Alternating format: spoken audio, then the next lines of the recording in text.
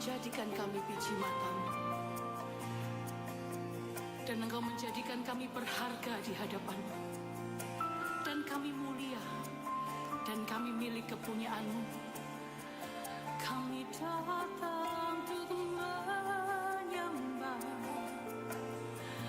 oh bersyukur buat kasih-Mu bagiku,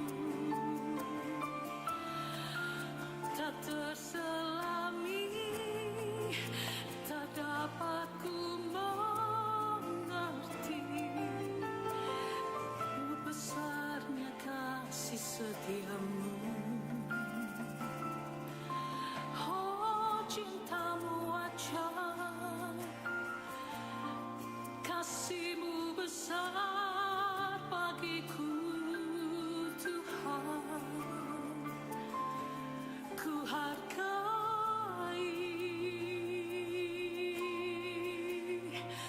oh takkan pernah ku lupakan.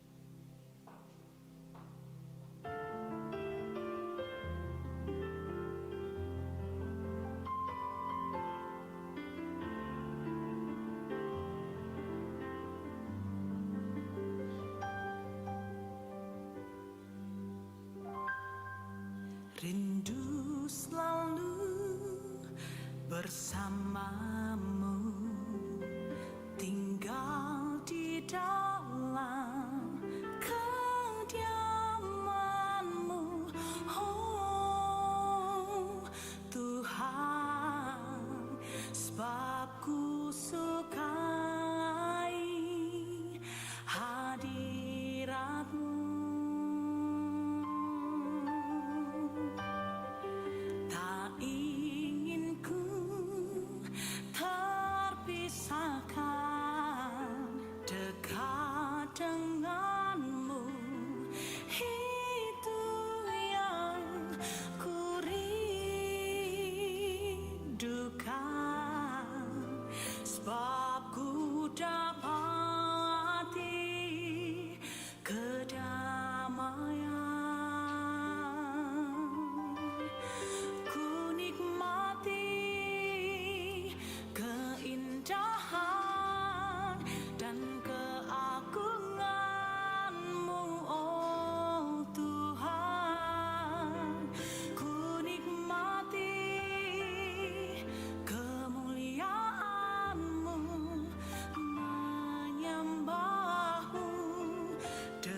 Segenap ku nikmati keindahan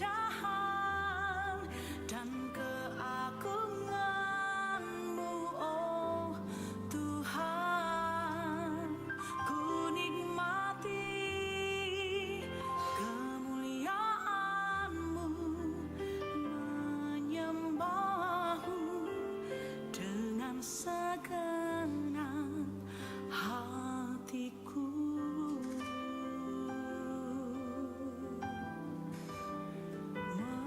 Menyembah-Mu dengan segenap hatiku.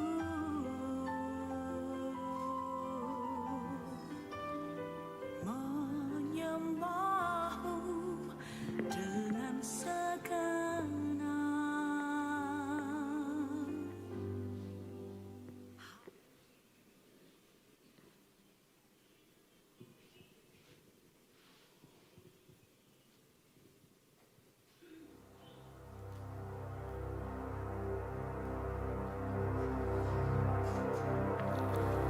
Shalom saudara-saudaraku yang terkasih dalam Kristus Yesus. Shalom. Puji Tuhan jikalau pada pagi hari ini Kita boleh berkumpul bersama-sama di tempat ini untuk memuji dan memuliakan nama Tuhan. Dan tidak lupa saya mau menyapa saudara-saudara yang ada di rumah-rumah. Kiranya damai sejahtera Tuhan, sukacita Tuhan terus melimpah bagi saudara. Haleluya.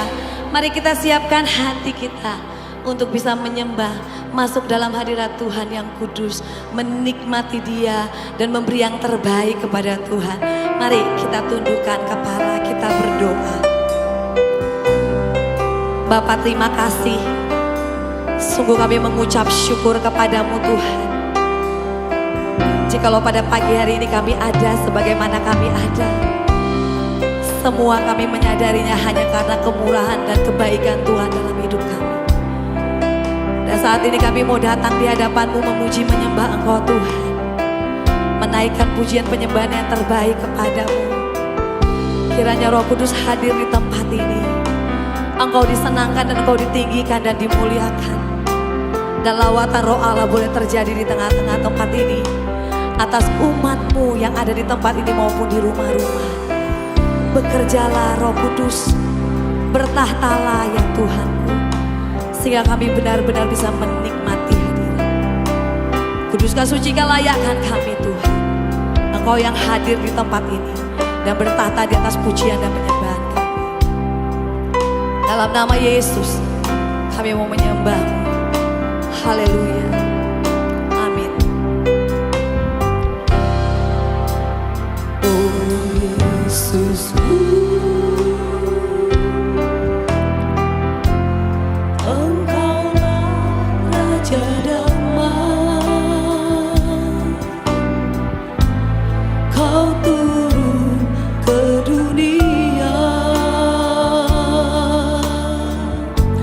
selamatkan manusia.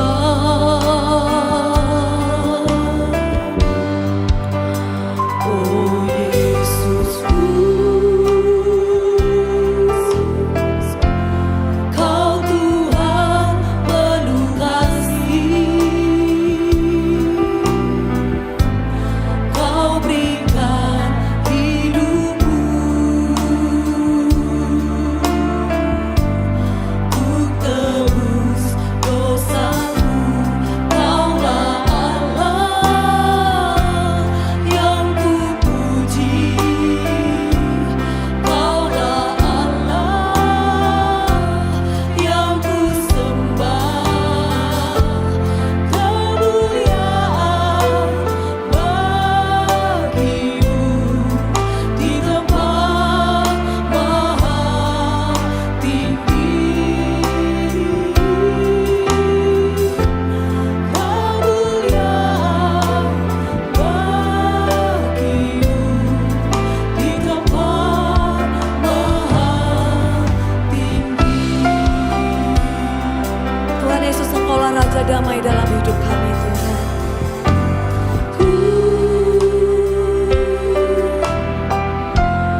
Engkaulah Raja damai. Kau turun ke dunia. Selamatkan manusia.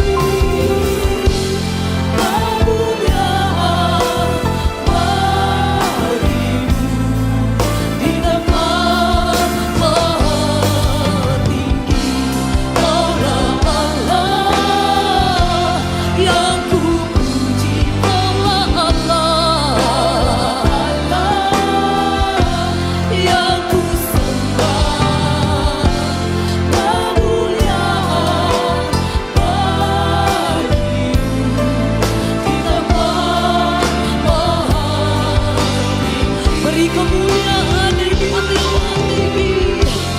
Kemuliaan bagimu di tempat maha. Katakan kaulah Allah, kaulah Allah yang ku, kaulah Allah yang ku sembah. Kemuliaan bagimu di tempat maha tinggi.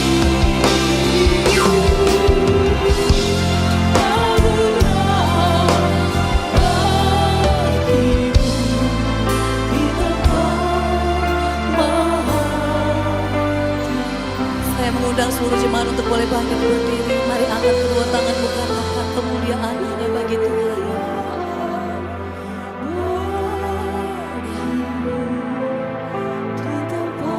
Ya Yesus.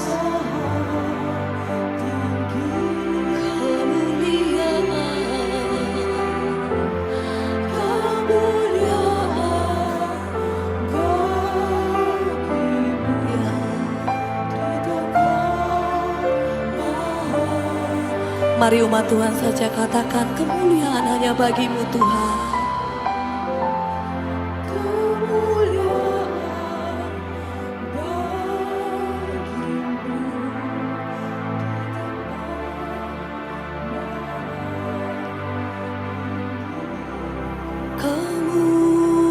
Kemuliaan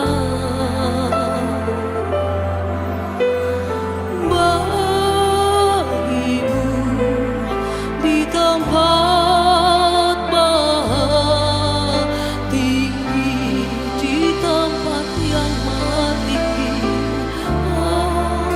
maha tinggi, di tempat yang maha tinggi, maha tinggi.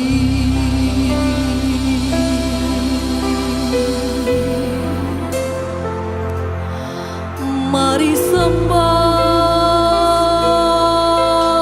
Yesus, bawa pujianmu menyembah Dia,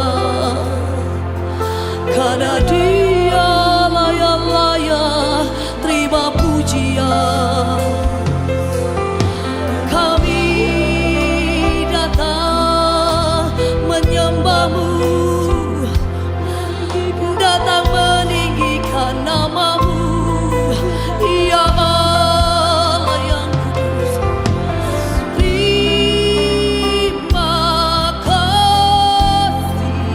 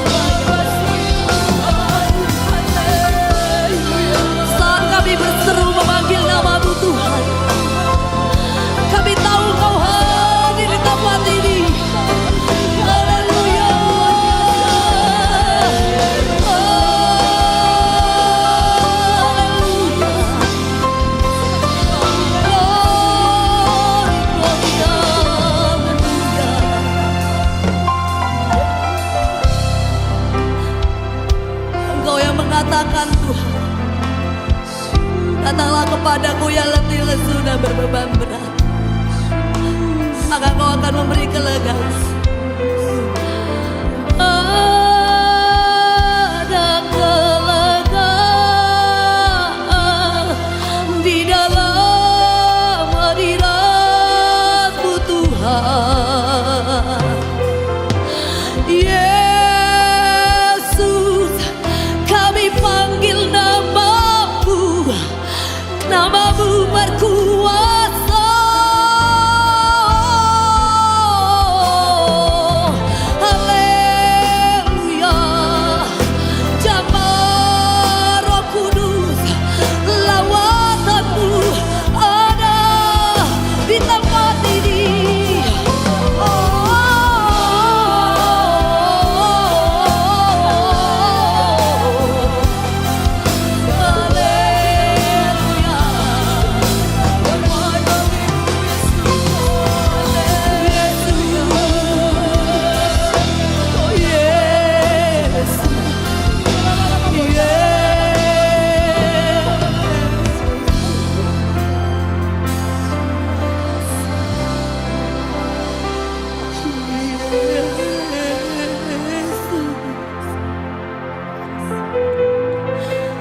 Kasih-Mu mengalir di tempat ini,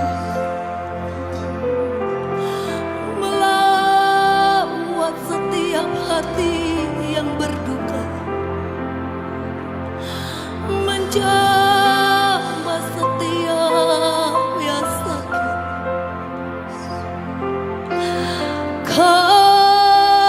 Kasih-Mu mengalir, shalalaya basekedalalaya basalalaya basana, shalalaya basekedalalaya bashelalaya basana. Yesus, Yesus, mari ambil waktu, arahkan pandanganmu kepada Dia. Ada Tuhan, masih ada Tuhan, dan kami mengalami kebaikan-Mu Tuhan. Sepanjang tahun ini kami alami ada tangan yang kuat yang mengangkat kami terus, yang membuat kami mampu berdiri tegak. Darah Yesus sebagai tanda bagi kami, tanda bagi kami sudah ditebus, dan kami mendapatkan pengharapan,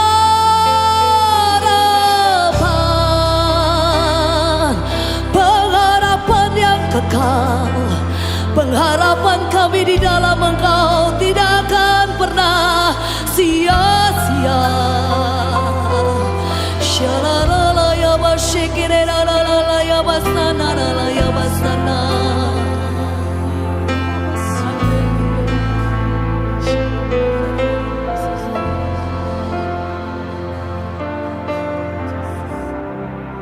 Banyak hal yang kami alami Tuhan, banyak hal yang sudah terjadi,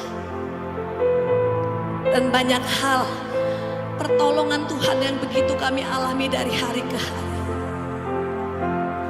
Dan bagaimanapun kondisi kami pada pagi hari ini, kami hanya mau berkata Engkau baik Tuhan, karena Engkau adalah Allah yang baik. Kau tak pernah mengingkari, memungkiri kebaikan-Mu Tuhan. Kau tak pernah meninggalkan kami jatuh sampai tergeletak, ya Allahku. Ada tangan yang kuat yang selalu mengangkat kami, Yesusku. Ada tangan yang kuat yang selalu menolong kami, Yesusku. Sebab itu kami kami mau mengangkat kedua tangan kami di hadapan-Mu Bapa. Karena perbuatan-Mu yang begitu ajaib dari hari ke hari. Sampai di tahun 2021 bulan 12 ini, betapa pemeliharaan Tuhan kami rasakan dan kami alami Tuhan. Mari angkat kedua tanganmu, puji Dia, sembah Dia. Sebab itu ku memuji-Mu, Engkau Allahku, mulutku kan selalu puji dan angkat tangan sembah-Mu, tinggikan nama-Mu, Yesus, kemuliaan bagi-Mu. Sebab itu kami mengangkat kedua tangan kami Tuhan. Sebab itu ku memuji-Mu, Engkau Allahku, mulutku kan selalu puji-Mu dan angkat tangan sembah-Mu, tinggikan nama-Mu, Yesus, kemuliaan bagi-Mu.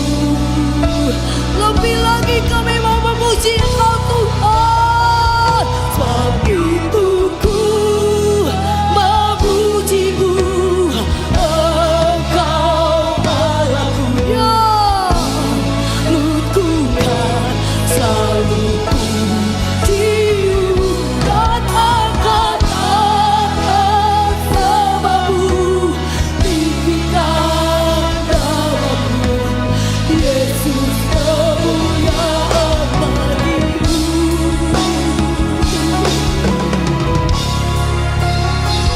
Sebab itu ku memuji-Mu,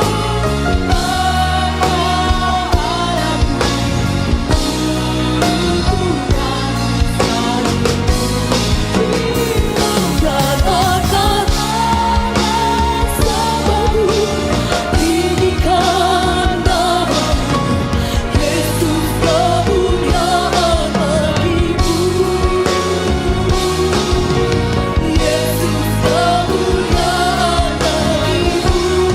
Yesus, kemuliaan, Yesus, kemuliaan bagi-Mu.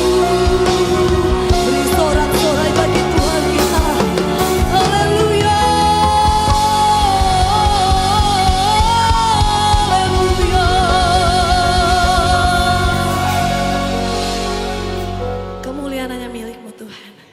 Ini kami anak-anak-Mu mau datang menyembah, memuji, bersorak-sorai memuji Engkau.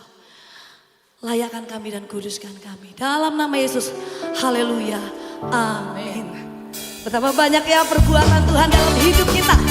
Sampai detik ini. Tuhan pelihara kita begitu luar biasa. Mari kita bersorak memuji Tuhan. Haleluya.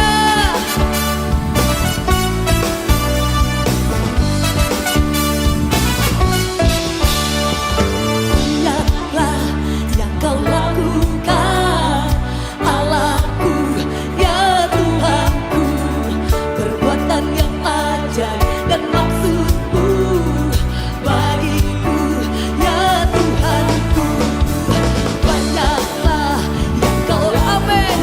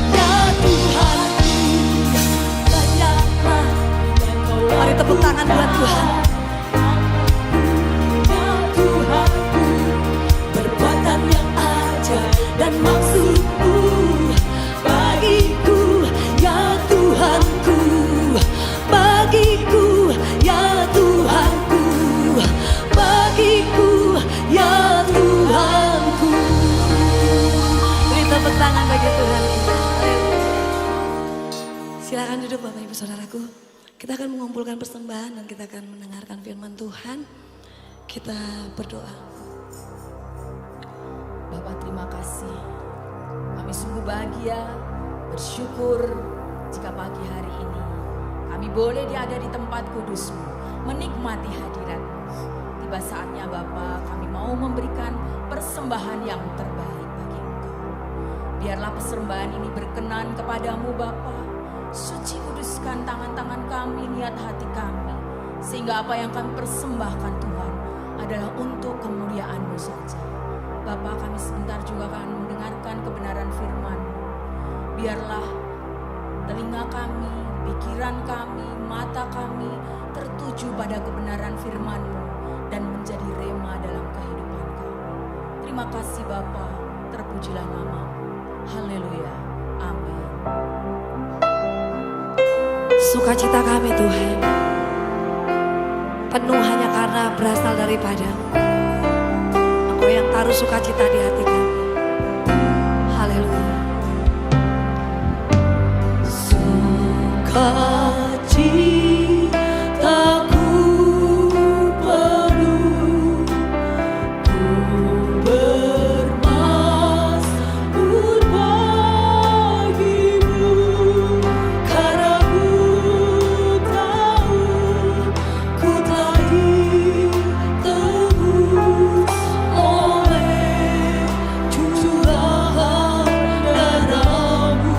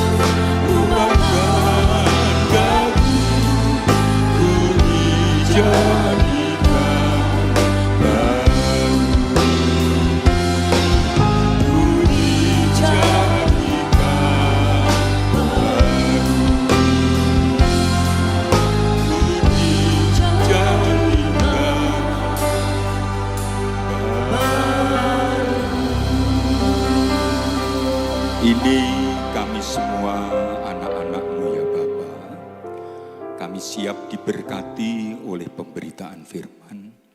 Kami siap ditegur, dinasihati, agar hidup kami semakin hari semakin berkenan kepada Tuhan. Dalam nama Tuhan Yesus, dengan gembira dan percaya, kami siap menyambut pemberitaan firman Allah. Terpujilah nama Tuhan kekal selama-lamanya. Bersama kita katakan amin. Silakan duduk saudara.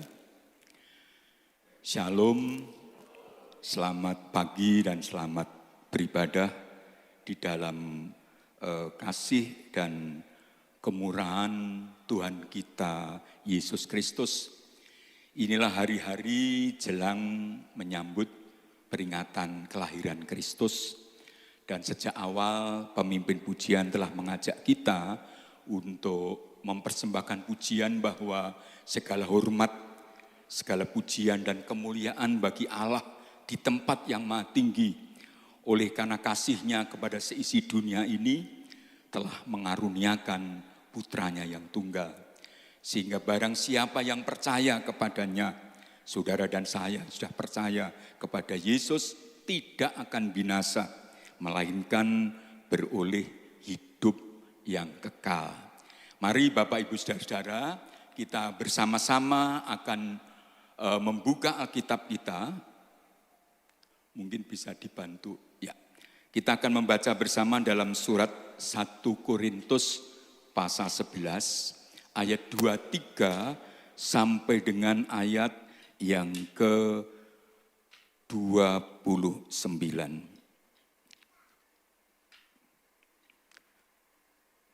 Saya bisa minta pinjam HP saja. Ini ada trouble. Mohon maaf saudara. Laptop saya agak sedikit trouble.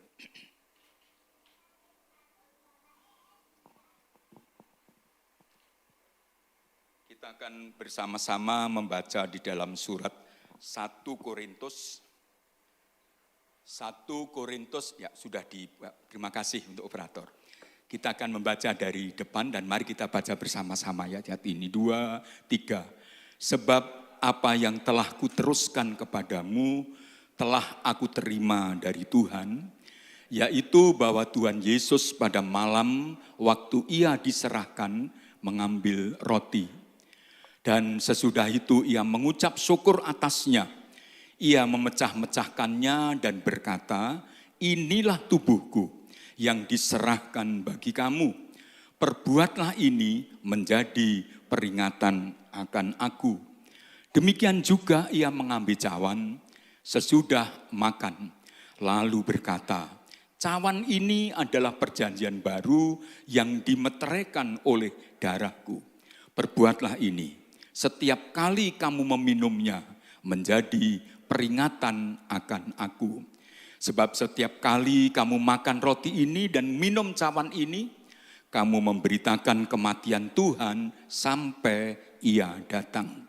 Jadi barang siapa dengan cara yang tidak layak makan roti atau minum cawan Tuhan, ia berdosa terhadap tubuh dan darah Tuhan. Karena itu hendaklah tiap-tiap orang menguji dirinya sendiri. Dan baru sesudah itu ia makan roti dan minum dari cawan itu. Karena barang siapa makan dan minum tanpa mengakui tubuh Tuhan, ia mendatangkan hukuman atas dirinya. Amin. Bapak Ibu Saudara mungkin bertanya-tanya, bukankah kita akan mendengar khotbah lebih dulu dan baru sesudah itu baru masuk dalam perjamuan kudus? Tetapi ayat-ayat yang kita baca memang berbicara tentang perjamuan kudus, sebab memang saya hendak mengajak saudara-saudara semua untuk memahami kebenaran firman dari ayat-ayat ini dengan topik selalu ingat kasih Allah.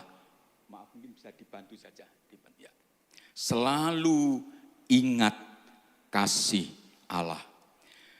Bapak Ibu Saudara-saudara, gereja kita, gereja Bethel Yesus Penuh, memahami tentang perjamuan kudus, pertama-tama dan terutama adalah tanda kasih Allah. Dan tadi kita juga membaca di mana Tuhan Yesus mengingatkan bahwa ketika kita makan roti perjamuan dan minum anggur perjamuan kudus, itu untuk menjadi peringatan akan aku. Dengan kata lain, Bapak Ibu Saudara, perjamuan kudus adalah bersifat memorial. Kita mengingat pengorbanan Yesus. Karenanya maka ada 3 hal yang penting yang perlu kita pahami tentang perjamuan kudus, itu menyangkut tentang 3 aspek dimensi waktu. Perjamuan kudus berbicara tentang dimensi waktu masa lalu, sesuatu yang sudah terjadi, dan kemudian juga kita diingatkan tentang dimensi masa kini, apa yang sekarang ini sedang kita jalani, dan kemudian nanti pada bagian akhir saya hendak menyampaikan tentang dimensi masa yang akan datang. Perihal dimensi masa lalu, apa yang kita ingat Bapak Ibu? Adalah tentang karya Kristus. Karya Yesus Kristus, anak domba Allah, yang telah menderita sampai mati di atas kayu salib untuk menebus kita semua. Karenanya ketika Bapak, Ibu, dan Saudara mengikuti perjamuan kudus, kita semua diingatkan bahwa yang pertama, Kristus sudah mati untuk kita semua. Tadi pada ayat 24 dan 25, Tuhan Yesus mengatakan dengan perlu kita pahami tentang kata menjadi peringatan akan aku. Kita mengingat masa lalu untuk kita sekarang kurang lebih 2000 tahun yang lalu, Yesus Kristus anak Allah tidak hanya datang ke dalam dunia, tetapi ia mencari dan menyelamatkan orang berdosa. Dan puncaknya adalah sebagai gembala yang baik, Yesus Kristus menyerahkan nyawanya ganti kita semua. Mati untuk kita semua. Dan berikutnya adalah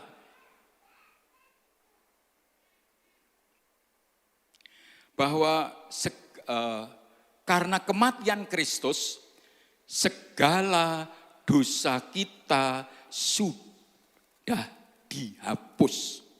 Dalam Roma pasal 5 ayat 8, oleh wahyu Roh Kudus, Rasul Paulus mengingatkan bahwa kasih Allah itu nyata kepada kita.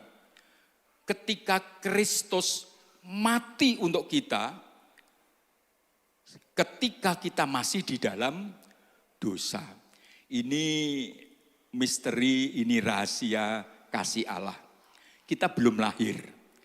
Bapak, Ibu, Saudara belum ada. Tetapi Allah yang mengasihi kita merelakan putranya itu untuk mati di atas kayu salib menggantikan kita semua. Ini yang kita peringati melalui perjamuan kudus. Itu sebabnya saya memberikan tema atau topik selalu mengingat kasih Allah. Sebaik-baiknya manusia adalah orang yang selalu mengingat budi, mengingat kebaikan orang lain. Apalagi kebaikan Allah yang di dalam Kristus dan melalui Kristus telah menyelamatkan, menebus kita semua. Dalam dimensi ini, saudara, itu juga mengingatkan bahwa status atau keadaan kita itu seperti apa atau bagaimana. Bahwa kita ini sudah menerima anugerah, semua dosa Bapak, Ibu, Saudara, dan saya sudah dihapus. Kadang-kadang kan kita berpikir, lalu setan melalui pikiran, dan kadang juga membangkitkan perasaan kita tentang kesalahan di masa lalu. Tentang pelanggaran terhadap firman, tentang mungkin katakanlah kejahatan tertentu, walaupun bukan berarti kriminal ya, yang pernah kita lakukan. Sehingga menyebabkan kita menjadi kurang percaya diri, kurang berani, Apalagi ketika kita harus mengambil bagian dalam pelayanan sesuai dengan talenta dan karunia rohani yang Tuhan beri kepada kita. Mengapa kurang berani? Mengapa kurang pede, kurang percaya diri? Selalu ingat dosa masa lalu. Sebetulnya saudara, adakah manusia hidup ini yang sempurna? Hanya satu, itulah Yesus. Ketika ia menjelma menjadi manusia, sama dengan kita, bahkan juga harus mengalami berbagai macam pergumulan, tetapi dalam kitab Ibrani dikatakan, ia sekalipun sama dengan kita, tidak berbuat dosa. Satu-satunya, dialah Yesus. Tetapi semua manusia di sepanjang abad, di segala zaman, bangsa, ras apapun, pemeluk agama apapun, kita semua adalah manusia berdosa. Tetapi melalui perjamuan kudus ini, kita diingatkan, ya saya manusia berdosa. Tetapi semua dosa saya sudah dihapus. Tidak ada dosa yang terlampau besar yang pernah kita lakukan, yang darah Yesus tidak berkuasa membersihkan atau menghapus. Saudara harus yakin itu, dan mensyukuri.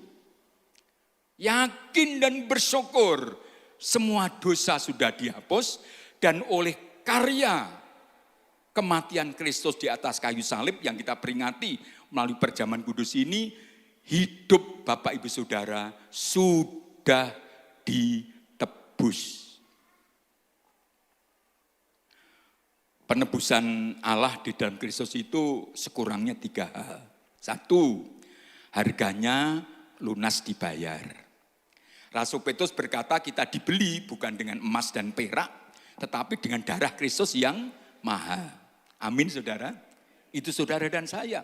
Setelah dibeli lunas, maka kita sudah dibawa keluar dari perhambaan dosa.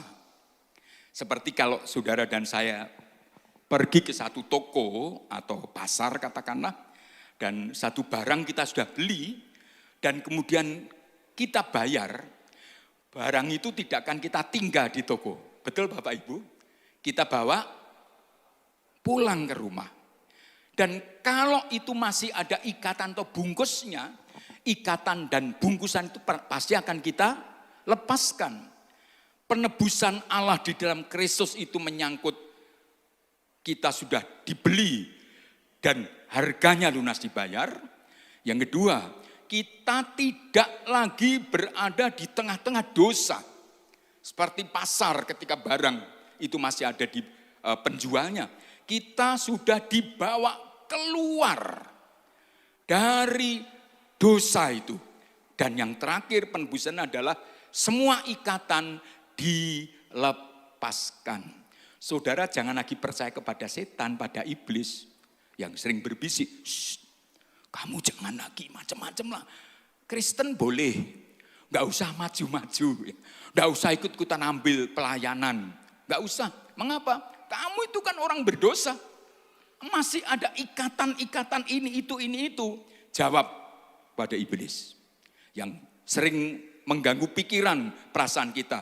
Betul sekali, saya orang berdosa. Tapi saya sudah dibeli oleh Kristus dengan darahnya. Darah yang mahal itu. Saya sudah dibawa keluar dari pasar perbudakan dosa. Dan sudah dilepaskan dari ikatan dosa.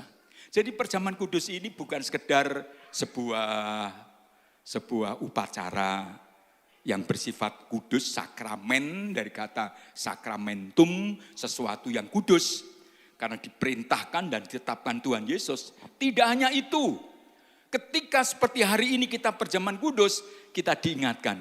Tidak hanya tentang karya Kristus yang mati ganti kita, tetapi juga bahwa hidup kita yang sudah dibaharui. Semua dosa sudah dihapus dan hidup kita sudah ditebus. Itu dimensi masa lalu sekaligus itulah keadaan saudara dan saya sekarang. Manusia baru di dalam Kristus. Bukan lagi hamba dosa. Sebaik-baiknya kesenangan kebiasaan kita masa lalu, seenak-enaknya, senikmat-nikmatnya kebiasaan kita masa lalu itu sudah habis. Hidup kita yang lama sudah mati bersama dengan kematian Kristus. Lalu bagaimana kita sekarang? Bersama kebangkitan Yesus, kita sudah dibangkitkan menjadi manusia baru. Karena apa? Saya ulang lagi. Satu, tidak hanya karena Kristus sudah mati ganti kita. Tetapi yang kedua, karena semua dosa sudah dihapus. Hidup kita sudah ditebus. Saya harus mengulang-ulang hal ini karena banyak kali menjadi Kristen lupa yang paling mendasar ini. Ini yang paling mendasar. Ini yang paling hakiki. Menjadi Kristen banyak berkat, ya. Menjadi Kristen ada pengalaman-pengalaman rohani atau spiritual yang hebat, ya. Bagi Allah tidak ada yang mustahil. Tapi yang pertama dan terutama Bapak Ibu Saudara, yakini dan syukuri. Kita ini sudah ditebus.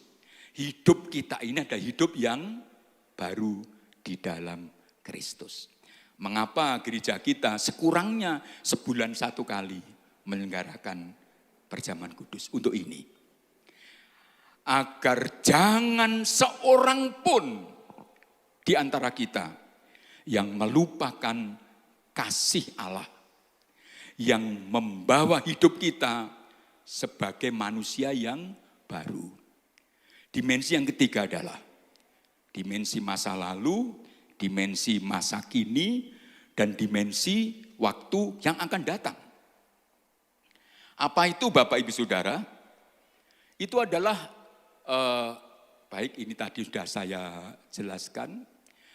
Di dalam dimensi masa kini, saya perlu tambahkan ini, saya mau saya lompati karena tidak ada yang tampil, bahwa melalui perjamuan kudus, tidak hanya kita ini adalah manusia baru dalam Kristus, tetapi melalui dan di dalam perjamuan kudus, oleh iman, kita ini hidup dalam persekutuan dengan Kristus. Kita membaca 1 Korintus 10 ayat 16. Bisa tolong dibantu ditampilkan. 1 Korintus pasal 10 pada ayat yang ke-16. Bukankah cawan pengucapan syukur yang atasnya kita ucapkan syukur adalah apa Bapak Ibu? Kita baca bersama, persekutuan dengan darah Kristus. Bukankah roti yang kita pecah-pecahkan adalah bersama kita baca persekutuan dengan tubuh Kristus. Memang tidak nampak. Perjamuan kudus adalah tindakan iman. Melaluinya dan di dalamnya, ketika kita mengikuti perjamuan kudus, diingatkan bahwa hidup saya dan saudara itu adalah hidup dalam persekutuan dengan Kristus. Kita, saudara, siapapun, sudah dijadikan satu dengan Kristus. Dulu ada nyanyian, duwekku, duwekku, ya. Milikku, milikku. Aku dadi kagungannya, ini bahasa Inggris ya. Saya menjadi miliknya, dan Gusti Yesus dadi duwekku. Kemanunggalan dengan Kristus ini sesuatu yang luar biasa. Bagaimana kita tahu ketika perjamuan kudus diselenggarakan? Kemanunggalan itu kadang-kadang ya apapun di dunia, saudara. Dari sisi kita, bukan dari sisi Allah. Itu kan mengalami sebuah proses yang disebut anak muda mengatakan up and down. Kadang-kadang waduh, persekutuannya itu begitu akrab, erat, tapi kadang-kadang hambar. Maaf, di Cepu tidak ada, di Surabaya mungkin ada ya. Suami istri pun kadang begitu. Kadang begitu rupa, sudah gak bisa dipisahkan. Tapi kadang-kadang itu ada perasaan bukan tidak cinta, tetapi ada sesuatu yang kadang-kadang seolah-olah ada semacam batas. Dan itu wajar. Selama kita hidup di dunia, ya seperti itu. Mengalami perubahan-perubahan. Hubungan kita persekutuan dengan Kristus bisa seperti itu. Bapak Ibu tentu sudah berkali-kali mendengar pemberitaan firman tentang ingatlah kepada kasih yang mula-mula. Itu dalam kitab Wahyu. Mengapa sampai ada firman begitu? Karena tidak sedikit orang Kristen pada mulanya begitu cinta pada Tuhan Yesus. Wah, sudah kalau namanya cinta itu kan segala macam bisa kita lakukan. Tetapi ternyata ada waktu juga seolah cinta itu menjadi hambar. Kurang setia dalam ibadah, kurang tekun dalam doa, kurang rajin dalam membaca atau merenungkan firman Tuhan, tidak bersemangat lagi melayani. Ada banyak orang kadang-kadang ketemu pendetanya berkata, kalau boleh Pak Pendeta atau Om atau apapun panggilannya, saya istirahat tidak melayani dulu. Karena ini, karena itu. Dan jawab yang paling tepat adalah ya monggo. Pelayanan kan Tuhan tidak pernah memaksa. Tapi tanya dulu sama yang punya. Ya. Tapi maksud saya adalah hubungan, persekutuan di dunia ini, termasuk dengan Kristus, kadang mengalami kerenggangan. Itu manusiawi. Kristusnya tidak berubah. Mboten ewah lan gingsir. Tetapi kitanya nih saudara, paham Bapak Ibu ya, jangan salah nanti, Pak Paulus mengkhotbahkan Tuhan itu kadang tidak. Bukan, di pihak Tuhan percayalah. Tidak ada sesuatu pun yang berubah, kuasanya, kasihnya, perhatiannya, pemeliharaannya. Untuk kita, tetapi kita ini loh saudara, namanya manusia yang kadang-kadang mengalami perubahan. Nah, melalui perjamuan kudus ini, saudara diingatkan, ingat loh ya, sesungguhnya kita ini sudah hidup dalam persekutuan dengan Kristus. Siapa saudara? Orang yang hidup di dalam Kristus. Dan di mana Kristus sekarang? Oleh rohnya ia tinggal di dalam diri kita. Selain itu Bapak Ibu, melalui perjamuan kudus ini juga kita diingatkan tentang bahwa kita sesungguhnya hidup dalam persekutuan satu sama lain sebagai anggota atau sesama anggota tubuh Kristus. Mengapa perjamuan penting? Ke atas. Kita nih hidup dalam persekutuan dengan Kristus, tetapi serentak dengan itu, kita ini adalah gereja. Gereja itu bukan sekedar gedung, gereja bukan sekedar organisasi, gereja itu persekutuan orang-orang yang percaya kepada Yesus menjadi satu-satunya Tuhan dan Juru Selamat. Dengan atau melalui perjamuan kudus ini, saudara dan saya diingatkan, kita ini satu keluarga. Memang dilahirkan oleh ayah atau ibu yang berbeda, latar belakang sosial ekonomi yang tidak sama, memiliki kebiasaan-kebiasaan yang tidak juga sama satu sama lain. Bahkan mungkin asli Jawa, keturunan Tionghoa, pendatang dari luar Jawa misalnya, maaf saya pakai istilah pendatangannya untuk memudahkan, membedakan. Tapi itu tidak mengurangi makna saudara dan saya adalah anggota tubuh Kristus. Sesama anggota tubuh Kristus. Kita baca 1 Korintus pasal 10 ayat 17. 1 Korintus pasal 10 ayat 17. Mengingatkan itu karena roti adalah satu. Maka kita, bukan saudara, kita itu kan kata ganti orang ketiga jamak yang menyangkut orang yang kita ajak bicara dan kita yang berbicara. Kita semua di sini, sekalipun banyak, berapa ratus sekarang ini, di sini dan yang ada di rumah masing-masing mengikuti ibadah streaming, adalah apa saudara? Adalah apa? Satu tubuh. Adalah apa saudara? Satu tubuh. Kebijakan lokal nenek moyang kita, karena satu tubuh yang dijiwit podo larani. Betul tidak? Kalau satu tubuh duduk sama rendah, berdiri sama tinggi. Kalau satu tubuh artinya tidak ada perpisahan walaupun ada perbedaan. Perbedaan itu ya itulah manusia. Saya berbeda dengan Bapak dan yang lain. Bahkan dengan pasangan hidup kita pun juga tidak mutlak 100% sama, ada perbedaan. Tetapi perbedaan kita tidak menjadi alasan untuk tidak bersatu. Saya tidak tahu di sini, tentunya tidak ya. Tapi di beberapa tempat, kadang-kadang ketika kita mau Natalan, tentu ada rapat. Kali ini kami GBS Damai Sejahtera tidak repet saudara, tidak pakai rapat masa pandemi, tidak ada perayaan, cukup kita dengan beberapa saudara dan kemudian kita tetapkan apa yang tidak kita lakukan. Nah, ketika rapat biasanya bagaimana? Satu punya usul ini, yang lain punya usul itu. Dan kadang kekurang dewasaan seseorang ketika usulnya tidak diterima menjadi gelo. Kalau sudah kecewa, yus aku ora gelem urusan karo kuwi. Keputusanmu, silahkan. Saya enggak ikut. Sehingga seolah-olah kesatuan tubuh Kristus ini menjadi renggang. Dan itu sayang, kalau demi sebuah perayaan, karena perbedaan pandangan, perbedaan pendapat, sampai merenggangkan persaudaraan. Ingat loh, ini Perjamuan Kudus mengingatkan, satu, saya ulang lagi. Hidup kita ini ada dalam persekutuan dengan Kristus.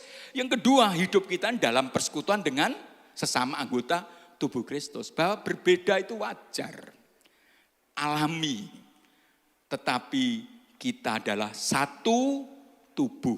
Bahkan menurut dalam surat Filipi tidak hanya satu tubuh, satu iman, satu pengharapan, satu Tuhan, satu Allah. Dan itu sebabnya sekali lagi mengapa Perjamuan Kudus itu penting, supaya kita diingatkan. Saudara dan saya ini satu, sekali lagi, satu keluarga, satu sesama anggota tubuh Kristus. Dan saudara, sekarang kita beranjak pada dimensi waktu yang akan datang. Dalam ayat yang ke-26, ayat yang ke-26 tadi dikatakan bahwa ketika kita menyelenggarakan Perjamuan Kudus, itu untuk mengingat kematian Kristus sampai Ia datang. Artinya, ketika kita Perjamuan Kudus ada kaitannya dengan kedatangan Kristus yang kedua kali. Saya ulang lagi agar paham betul. Di dalam dan melalui Perjamuan Kudus, dimensi masa lalu adalah karya Kristus. Yang sudah menderita sampai mati, ganti kita. Dan itu tentu kemudian menyangkut status kita. Oh, kita ternyata ada manusia baru. Semua dosa sudah dihapus, hidup kita sudah ditebus. Dan karenanya kita diingatkan hidup dalam persekutuan dengan Kristus, sekaligus hidup dalam persekutuan dengan sesama anggota tubuh Kristus. Tapi belum cukup itu. Ada satu dimensi, yaitu masa yang akan datang. Apa itu? Kedatangan Kristus yang kedua kali. Jadi ketika kita ini masuk dalam Perjamuan Kudus, Bapak, Ibu, dan saya tidak hanya diingatkan sesuatu yang telah terjadi, sesuatu yang sedang kita alami, tetapi juga harus selalu ingat sesuatu yang akan terjadi. Percaya atau tidak, kata anak muda, believe or not, kata anak muda. Kristus pasti akan datang kali yang kedua. Dan waktunya sangat dekat. Jadi melalui Perjamuan Kudus ini kita diingatkan, Yesus pasti datang. Dan waktunya itu menjadi semakin dekat. Bahkan dalam Injil Matius dikatakan sudah di ambang pintu. Terakhir ini saudara, dengan meletusnya Gunung Semeru, wah, banyak orang ingat tentang cerita zaman dulu, tetapi tentu saya tidak akan dongeng sekarang ini. Tapi banyak orang mengaitkan dengan kiamat kubro wis cedak. Kiamat besar-besaran akan segera tiba. Lalu kalau dari sisi lain tentang kemajuan ilmu dan teknologi, memicu kemajuan peralatan perang. Dan negara-negara besar sekarang berlomba-lomba menciptakan peralatan perang yang luar biasa. Kalau bom atom di Hiroshima dan Nagasaki itu hanya menghancurkan satu kota itu, sekarang tidak sedikit alat senjata begitu meledak, mungkin seluruh negeri hancur. Dan itu berarti apa? Kiamat. Jadi kembali pada Gunung Semeru, banyak orang tua berkata, ngati-hati loh le itu cuk gitu ya. Nah, Gunung Semeru wis meledos katanya. Berarti kiamat sudah dekat. Untuk kita, andai kata itu benar, kiamat itu akan terjadi, kehancuran semua itu akan terjadi. Kapan waktunya? Setelah Yesus Kristus datang kali yang kedua.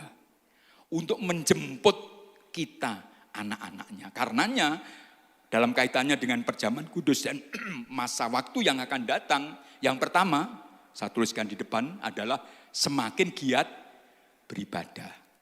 Kalau memang Yesus segera datang, yang secara umum dikatakan kiamat segera terjadi, ancur-ancuran, semua akan lenyap. Mendorong apa? Ya ayo, kita semakin giat beribadah. Ibrani pasal 10 ayat 25. Kita baca Ibrani pasal 10 pada ayat yang ke-25. Ayat ini sangat familiar untuk kita acap kali mendengar atau membaca. Janganlah kita menjauhkan diri dari apa Bapak Ibu Saudara? Pertemuan ibadah kita seperti sekarang ibadah raya. Mungkin karena pandemi, kelompok-kelompok, persekutuan-persekutuan komisi, mungkin kalau kami di Surabaya belum bisa diselenggarakan di rumah-rumah. Kami biasanya seperti di sini namanya sama, KB3, kelompok berakar, bertumbuh, berbuah, itu tiap hari Rabu. Ada 4 kelompok sekurangnya, selain ada kelompok keluarga muda, ada 4 kelompok berdasarkan wilayah. Tiap hari Rabu bersamaan di rumah-rumah secara bergilir mengadakan persekutuan. Tetapi karena pandemi kita tiadakan sebulan 1 kali bergilir baru di gereja. Jadi pertemuan-pertemuan ibadah bisa di gereja dalam arti seperti sekarang, tatap muka atau bahkan sebetulnya untuk beberapa saudara harus melalui virtual dengan mengikuti streaming atau mengikuti tayangan dari kanal YouTube. Orang banyak seperti sekarang atau mungkin hanya belasan, itulah persekutuan ibadah. Janganlah kita menjauhkan diri dari pertemuan-pertemuan ibadah kita seperti dibiasakan oleh beberapa orang. Saya katakan berulang kali, pandemi ini membuat gembala itu terus terang hatinya itu sangat prihatin. Mengapa? Terlanjur ibadah tidak perlu keluar dari rumah. Saya tidak tahu di Cepu berapa lama ibadah tatap muka diadakan, tetapi kami di Surabaya di Gereja Damai Sejahtera cukup lama dulu di awal pandemi tidak ada ibadah di gereja, tapi melalui YouTube. Lalu ibadah doa sekarang pun kadang melalui Zoom atau melalui Instagram Live. Ya. Apa yang mengkhawatirkan? Namanya orang bisa itu karena biasa. Kadung enak kebaktian nang omah. Bagaimana tidak enak? Karena bisa sambil duduk di depan kita ada kopi.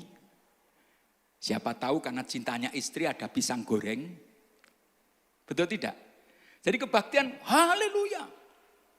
Minum kopi enggak apa-apa dong, enggak dilihat siapa-siapa ya. Sambil mendengarkan khotbah, wah enak bener ini. Pisang kepok goreng dan lain-lainnya. Nah, mengakibatkan apa? Kadung kulino, wah ini bahasa Inggris lagi. Terlanjur terbiasa, tidak perlu harus berangkat ke gereja dan berkumpul. Lalu menyebabkan tidak sedikit sekarang ini orang Kristen, walaupun ibadah tatap muka seperti sekarang mulai dibuka, walaupun dengan berbagai macam ketentuan, orang menjadi malas dalam tanda kutip. Ini yang diingatkan. Seperti dibiasakan oleh beberapa orang. Jangan itu menjadi kebiasaan, tapi syukurlah banyak warga jemaat yang selalu usul, kapan Pak ibadah tatap muka? Karena ini bahasa Inggris lagi ya, sak seneng-senengi ibadah nang omah sambil minum kopi, lebih seneng ketika kumpul dengan saudara yang lain seperti sekarang ini. Dan itu puji Tuhan.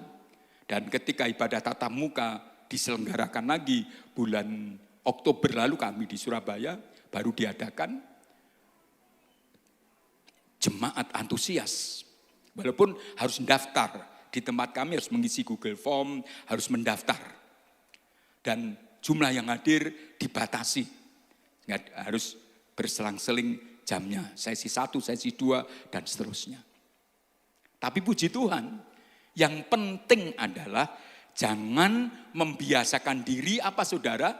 Menjauhkan diri dari pertemuan ibadah. Sebaliknya apa? Mari kita baca kalimat mulai dari kata marilah ya. Kita baca bersama-sama. 2, 3. Marilah kita saling menasehati dan semakin giat melakukannya menjelang hari Tuhan yang mendekat. Melakukannya ini apa saudara? Itulah hadir dalam pertemuan ibadah. Justru kalau kita sadar Yesus segera datang, bahasa umum kiamat kubro hampir tiba, ayo kita semakin giat beribadah kepada Tuhan. Semakin giat dalam pelayanan dan sebagainya. Itu yang pertama. Yang berikutnya adalah dalam kaitannya dengan masa lalu, kita begitu rupa karena Yesus segera datang, kita harus hidup suci dan saleh. Lagi kita akan membaca 2 Petrus pasal 3 ayat 10 sampai dengan ayat 12. Kita akan perhatikan ayat-ayat ini. 2 Petrus pasal 3 ayat 10 sampai dengan ayat yang ke-12. Tetapi hari Tuhan akan tiba. Jadi Yesus datang kedua kali, itu akan tiba. Percaya tidak percaya akan datang. Tapi bagaimana? Seperti pencuri. Ada orang Kristen gagal paham. Oh berarti Yesus datang kedua kali itu seperti pencuri. Loh kalau pencuri itu kan Yesus juga berfirman di Yohanes pasal 10 ayat 10. Pencuri datang hanya untuk mencuri, merusak dan membinasakan. Apa Yesus seperti itu? Jelas tidak dong. Lalu mengapa disebut seperti pencuri? Ini saatnya, waktunya. Siapa bisa mengira-ira pencuri akan bertamu ke rumah kita jam berapa? Kalau sesama, tetangga atau saudara, oh kalau bertamu jam tidur gak pantas. Nanti akan datang ketika sudah waktunya orang tidak tidur. Bahkan karena sekarang begitu canggihnya alat komunikasi, seringkali WA dulu atau telepon dulu. Oh saya mau datang, bisa tidak? Ada waktu atau tidak? Itu kalau tamu, kalau pencuri. Kalau ada pencuri telepon pada bapak misalnya. Pak, saya besok Selasa Wage ya, hari Selasa. Akan datang bertamu ke rumah bapak. Saya sedang ngincar TV bapak yang baru. Lalu juga ada HP yang baru, lalu ini dan itu. Kira-kira kalau ada pencuri seperti itu pencuri pinter atau sangat pinter saudara? Pencuri bodoh ya. Jadi itu bicara Yesus datang, waktunya dekat, ini tentang saat, jangan salah paham. Tentang waktu artinya, waktu yang tidak bisa diperkirakan. Kapan datangnya? Zaman dulu orang tua mengatakan pencuri itu datang setelah sirep semuanya. Kurang lebih lewatnya pukul 1. Paling suka pencuri datang jam 2, jam 3, jelang jam 4. Itu pencuri kuno saudara. Pencuri modern sekarang nggak perlu ngitung waktu begitu. Apalagi kalau Selasa Wage, wah jangan datang jam sekian. Jangan jalannya ke utara, ke selatan. Itu pencuri jadul saudara. Pencuri sekarang nggak perlu seperti itu. Tapi intinya adalah sewaktu-waktu yang tidak bisa diduga. Kembali pada ayat ini bahwa karena Tuhan segera datang, waktunya tidak bisa diduga. Lalu apa yang harus kita lakukan?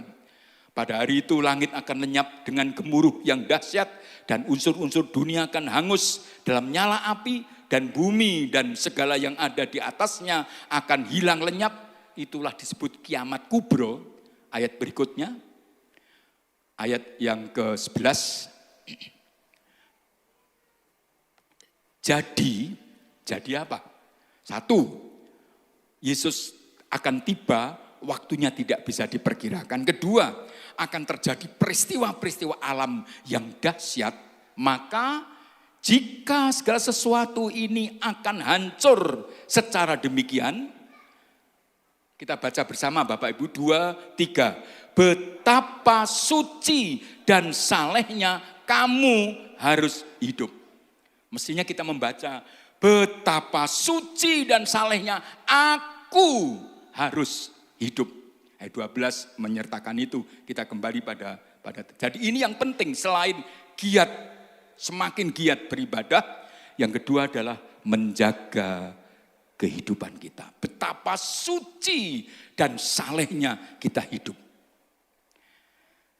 Gereja kita menyimpulkan dalam pengakuan iman pada butir yang paling akhir, butir 12. Kami percaya bahwa Yesus Kristus akan datang kali yang kedua sebagai mempelai gerejanya dan raja di atas segala raja. Artinya ada dua tahap ketika Yesus datang kali yang kedua. Tahapan pertama adalah tahapan sebagai seorang mempelai laki-laki menjemput mempelai perempuan. Itulah yang dulu ada lagu penjenengan Bapak Ibu yang usia sudah di atas 50 mungkin ingat, ada pertemuan di udara, masih ingat itu?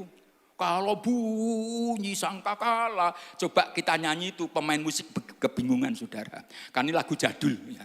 Tapi nyanyian ini mengingatkan bahwa Yesus akan datang dalam kemuliaannya di udara. Tidak menginjak bumi. Orang-orang yang mati dalam Kristus dibangkitkan. Jikalau Yesus datang itu kita masih hidup, kita akan diubahkan. Terjadilah pertemuan di udara. Pertemuan yang manis. Seperti pertemuannya mempelai pria dengan mempelai wanita. Dan tentu menuntut apa? Tadi malam, sebab itu Ibu Gembala minta saya datang kemarin, sebetulnya saya mohon maaf baru bisa datang pagi ini karena ada jemaat yang menikah.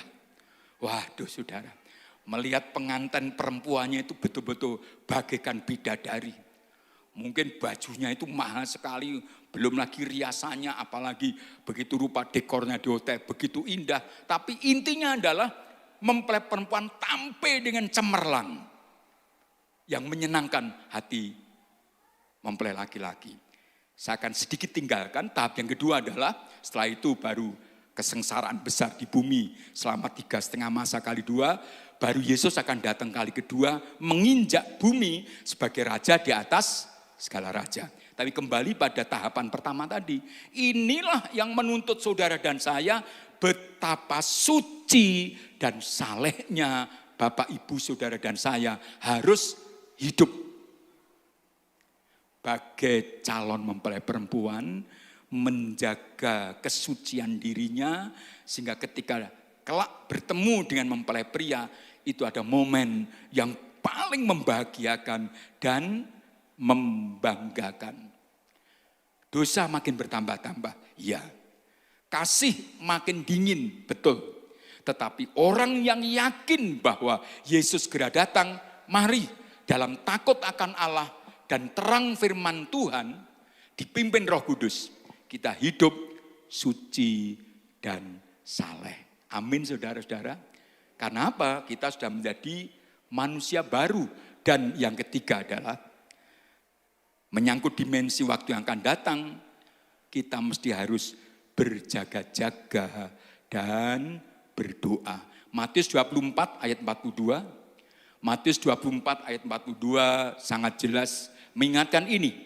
Mari kita perhatikan Bapak Ibu. Matius 24 ayat yang ke-42.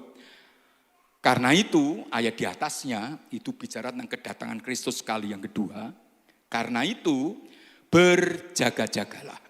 Sebab kamu tidak tahu pada hari mana Tuhanmu datang. Ini tadi loh yang disebut sebagai seperti pencuri. Karena kita tidak tahu kapan pencuri datang, maka dulu pemerintah membentuk dan mendorong masyarakat ada siskamling. Gunanya apa? berjaga-jaga atas lingkungan kita. Secara rohani pun kita lakukan itu. Jadi dengan perjamuan kudus, kita diingatkan masa lalu, diingatkan keadaan dan status kita sekarang, tetapi juga diingatkan masa akan datang.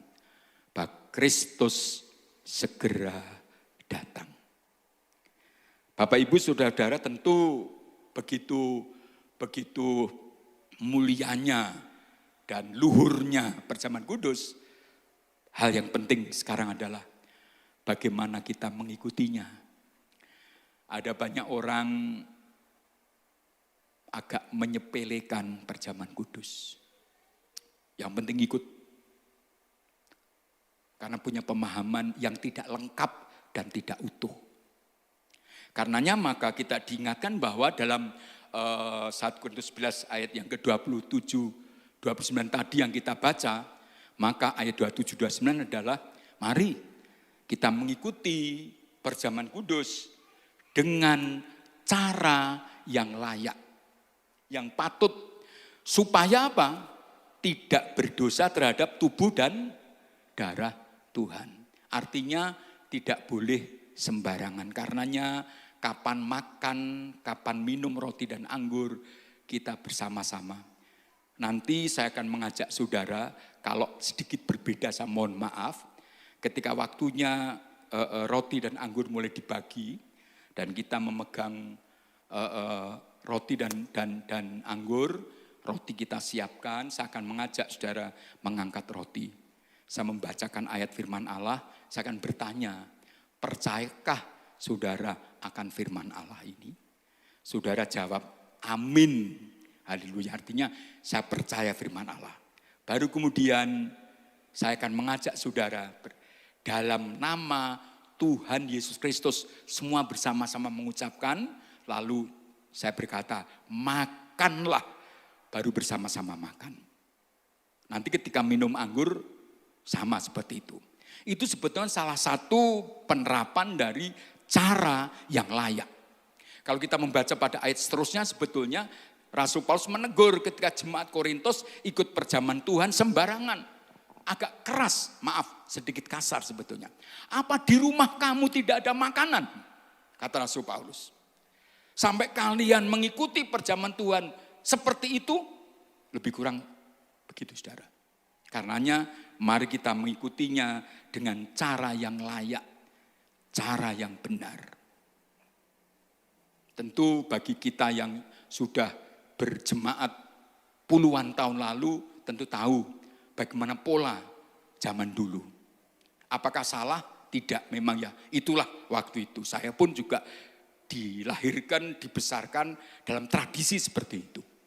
Tapi sekarang kita semakin sadar bahwa harus ada sikap yang menunjukkan layak, patut, sehingga kita tidak dianggap berdosa. Dan berikutnya adalah ayat 28, karena itu hendaklah tiap-tiap orang menguji dirinya sendiri.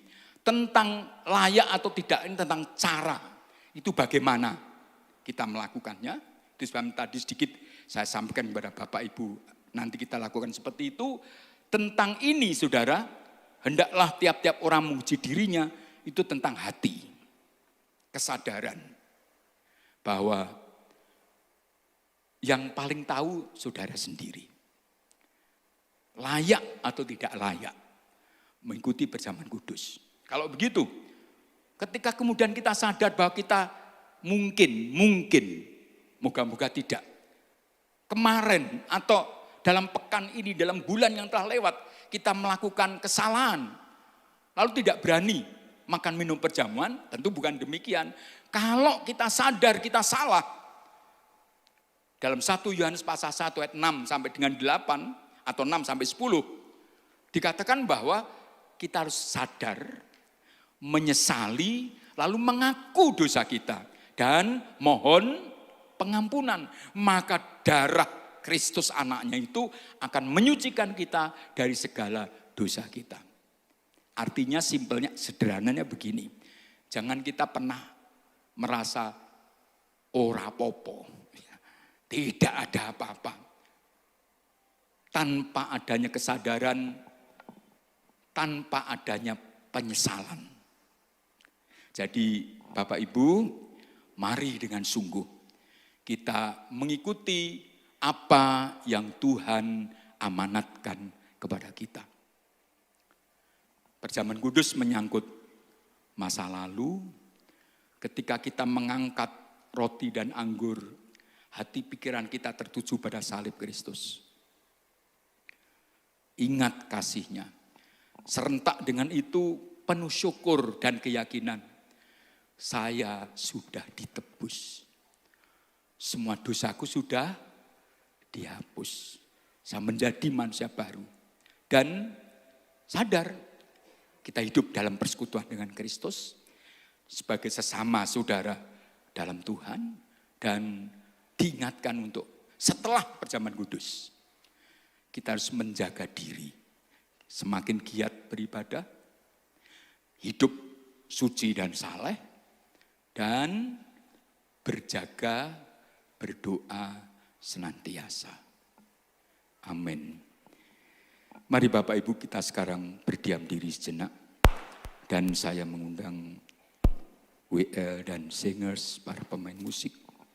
Kita akan menyanyi bersama, ingat kasih-Nya, ingat kebaikannya. Dalam pada itu dengan hormat, Bapak Ibu Saudara saya persilakan bangkit berdiri. Para bapak-bapak pembela sidang atau tua-tua jemaat yang melayani, sesuai bagiannya dipersilakan untuk ambil bagian di depan. Silakan.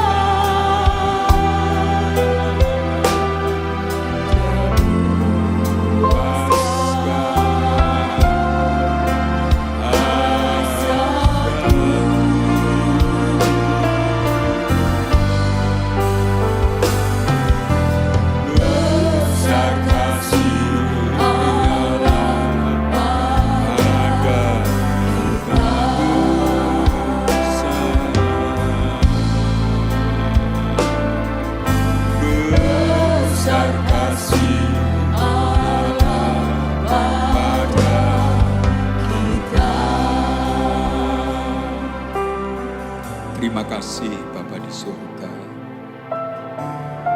Oleh terang firman-Mu, kami semua saat ini masuk dalam perjamuan Tuhan. Namun dengan jujur kami mengakui jikalau ada dosa, kesalahan kami. Melalui ucapan, tindakan, pikiran, niat hati yang tidak sesuai dengan kehendak-Mu, ampunilah kami Tuhan. Kami mohon kuasa darah anak domba Allah menghapus, menyucikan dosa-dosa kami. Dan sekarang dengan keyakinan teguh akan karya Kristus, apa yang sudah kami terima dari-Mu Tuhan, kami teruskan kepada segenap jemaat-Mu dalam nama Allah Bapa, Allah Putra, dan Allah Roh Kudus. Amin. Saya persilakan duduk dan bersama kembali kita akan menyanyikan pujian Ingat Kasih-Nya. Ingat kasih-Nya, ingat kebaikan-Nya,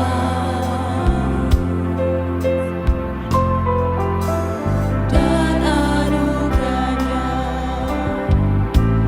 selamatkan.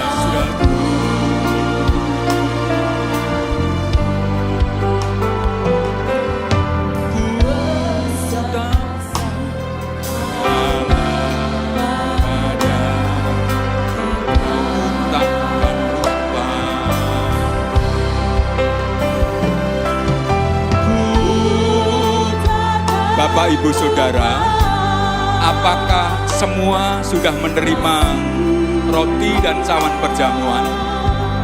Bila ada yang belum menerima, saudara bisa mengangkat tangan agar para bapak pembelas sidang melayani saudara. Dan bila semua sudah, maka saya persilakan dan bangkit berdiri.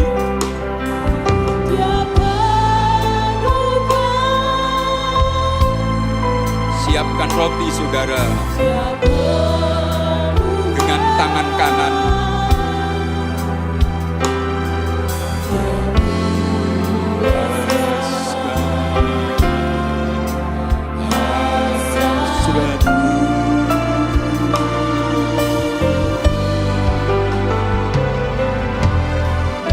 Besar kasih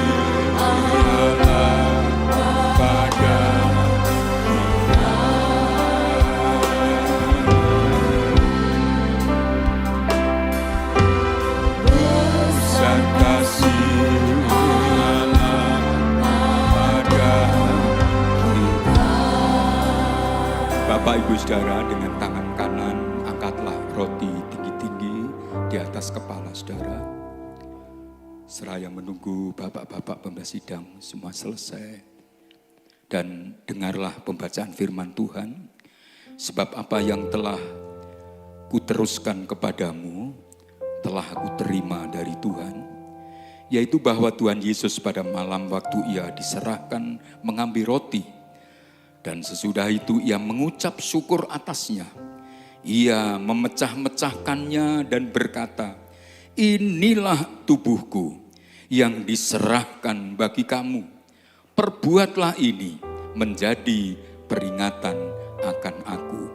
Apakah saudara semua mengaminkan firman Allah ini? Amin, haleluya. Bersama kita ucapkan, dalam nama Tuhan Yesus Kristus, makanlah.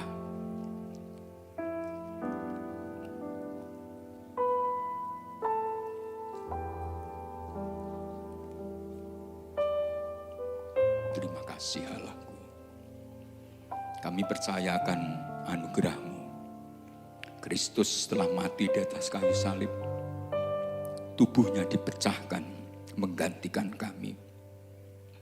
Tidak hanya memikul dosa kami, tetapi memikul penghukuman karena dosa-dosa kami. Dan kami percaya, kami sangat bersyukur untuk kasih-Mu. Bapak Ibu, angkat cawan tinggi-tinggi. Dan dengarlah pembacaan firman Tuhan ini. Demikian juga Yesus mengambil cawan sesudah makan, lalu berkata, cawan ini adalah perjanjian baru yang dimeteraikan oleh darahku. Perbuatlah ini setiap kali kamu meminumnya menjadi peringatan akan aku. Apakah Bapak Ibu Saudara semua mengaminkan firman Allah ini? Amin, haleluya. Mari kita ucapkan bersama-sama, dalam nama Tuhan Yesus Kristus, minumlah.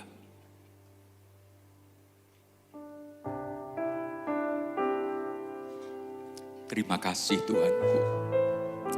Terima kasih, terima kasih. Haleluya, haleluya, haleluya. Di dalam dan melalui perjamuan ini kami beroleh pembaharuan persekutuan oleh iman dengan tubuh dan darah Yesus. Tetapi juga kami telah beroleh pembaharuan dalam kasih persekutuan dengan sesama saudara-saudara kami. Berkat-Mu turun melimpah, rahmat-Mu tercurah atas kami semua anak-anak-Mu. Kuasa-Mu nyata sekarang ini.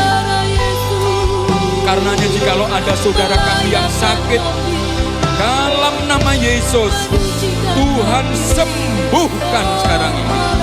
Dalam nama Yesus, Tuhan pulihkan, Tuhan baru. Agar nama-Mu ditinggikan, diagungkan. Haleluya. Haleluya.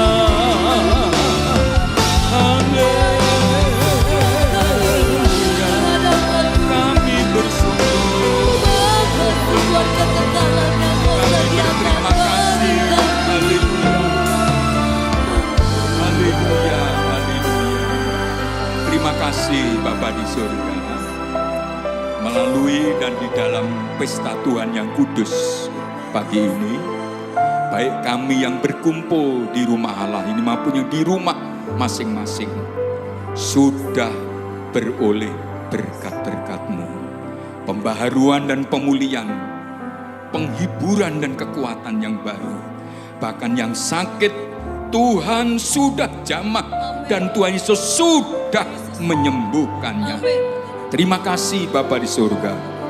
Pujian dan hormat, syukur kami bagi-Mu ya Tuhan Yesus, untuk seterusnya dan selama-lamanya. Dalam nama Yesus kami berdoa. Bersama-sama saudara, mari kita katakan amin. Silakan duduk saudara.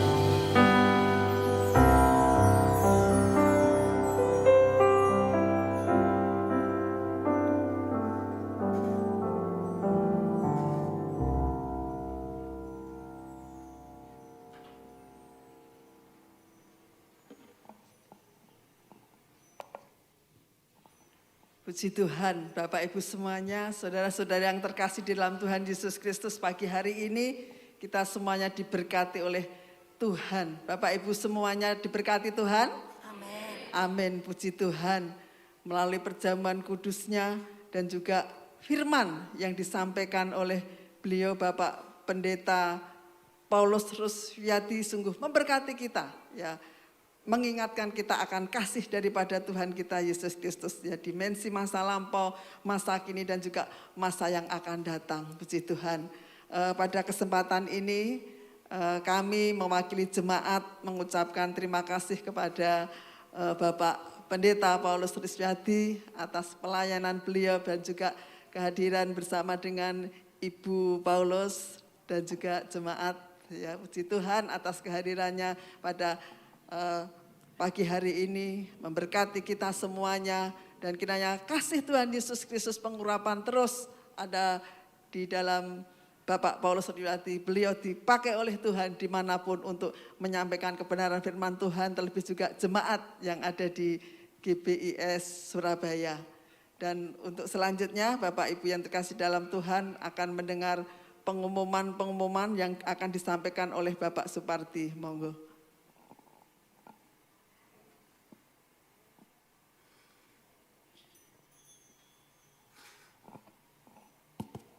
Terima kasih untuk waktunya.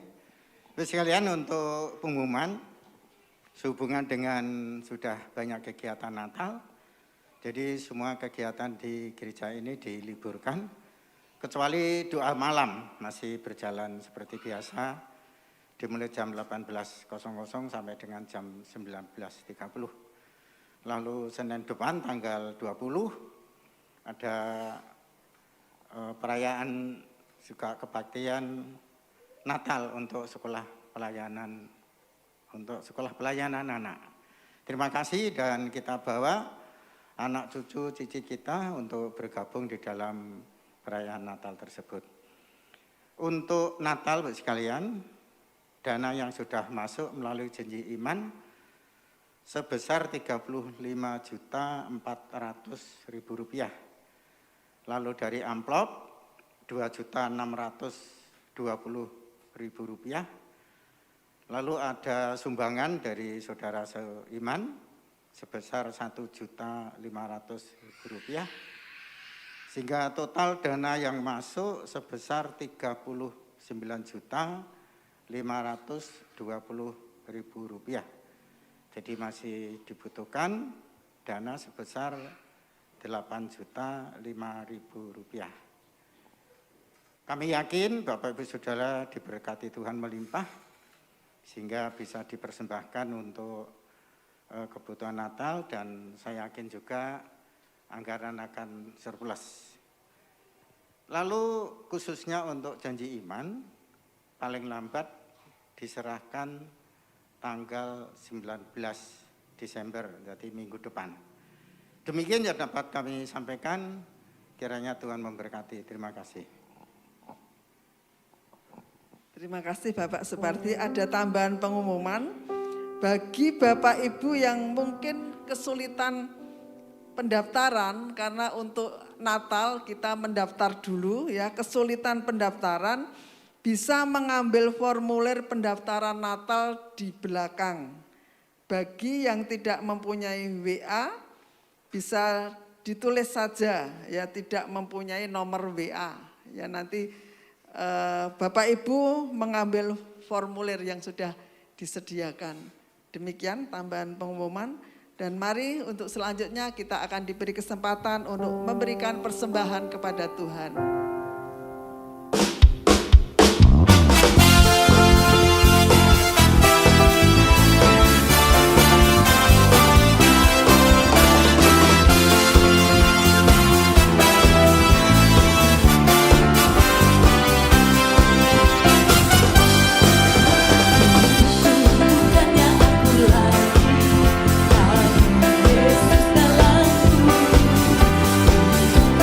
Bukannya aku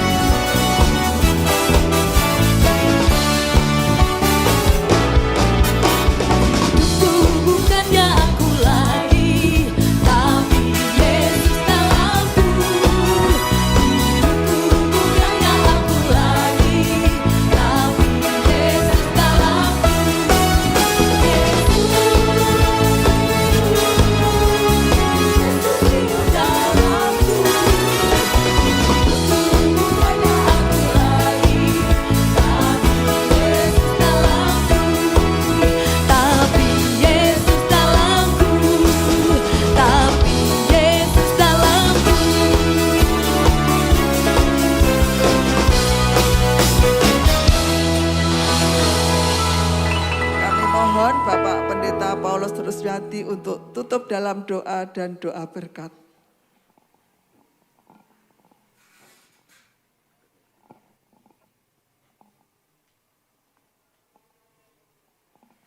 Segala hormat dan pujian syukur kami kepadamu Bapa. Tuhan melawat kami, memberkati kami, mengabulkan doa permohonan anak-anak-Mu sesuai dengan kehendak dan rencana-Mu yang kudus. Dan bila sebentar lagi Bapa kami tidak kembali pulang ke rumah kami masing-masing, Tuhan Gembala yang baik menyertai kami, membaringkan kami di padang berumput hijau dan membimbing kami ke air yang tenang, menyegarkan jiwa kami, dan juga menuntun kami pada jalan yang benar oleh karena nama-Mu saja.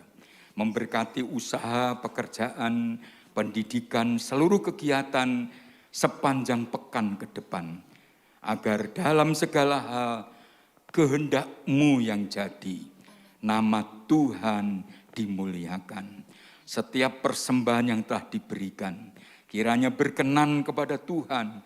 Pelayanan hamba-hamba-Mu pun kiranya menyenangkan hati-Mu, karena sesungguhnya setiap pengorbanan oleh iman dan kasih, dan juga setiap pelayanan jerih lelahnya tidak sia-sia bagi kami semua. Dalam nama Tuhan Yesus Kristus kami berdoa, dalam nama Tuhan Yesus Kristus kami bersyukur. Bapak Ibu Saudara, arahkan hatimu dan pikiranmu kepada Kristus di surga. Saudara bisa mengangkat atau menadahkan tanganmu dan dengan iman menerima berkat-Nya. Dalam nama Allah Bapa, Allah Putra dan Allah Roh Kudus, turun melimpah atas saudara semua dan seisi rumahmu anugerah dan berkat, damai sejahtera Allah yang melampaui segala akal, kasih karunia Kristus dan pertolongannya yang ajaib dalam persekutuan Roh Kudus memberkati saudara sepanjang hari ini, sepanjang umur hidup kita masing-masing, bahkan sampai selama-lamanya. Dalam nama Tuhan Yesus Kristus kami berdoa dan bersyukur, sebab kami sudah menerima berkat-berkat-Mu. Haleluya, haleluya, amin.